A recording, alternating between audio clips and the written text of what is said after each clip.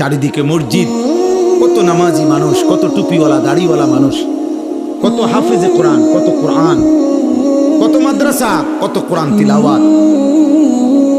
প্রত্যেকের ঘরে, তোমরা যারা এখানে বসে আছো ছেলেরা, তোমাদের প্রত্যেকের ফ্যামিলিতে চাচতো ভাই, জ্যাঠতো ভাই, মামতো ভাই, ফুফাতো ভাই, খালাতো ভাইতে 2-4 জন, এখন আলহামদুলিল্লাহ এমন কোন ফ্যামিলি নাই যে ফ্যামিলির 2-4 জন হাফেজে কোরআন নাই, এমন ফ্যামিলি এখন আর নাই।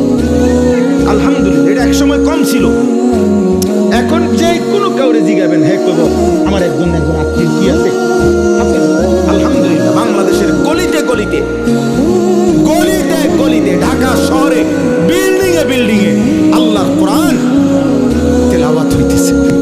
সারা পৃথিবী আজকে চোখে আঙ্গুল দিয়ে দেখায় যে হাফেজ কোরআন যদি শ্রেষ্ঠ, পৃথিবীর সারা বিশ্বের সর্বশ্রেষ্ঠ হাফেজ কোরআন যদি পৃথিবীকে একবার না শতবার দেখাইছে, বর্তমান পৃথিবীতে বাংলাদেশের হাফেজ কোরআন।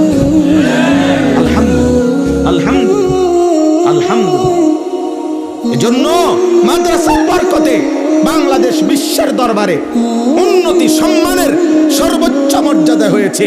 অন্য কারো দয়ায় বাংলাদেশ বিশ্বের দরবারে সর্বোচ্চ পর্যায়ে পৌঁছতে পারে নাই। হইছে যতবার দুর্নীতিতে হইছে, কিন্তু মাদ্রাসার বরকতে, কোরআনের দ্বারা বাংলাদেশের সম্মান বারবার সবার উপরে উঠছে।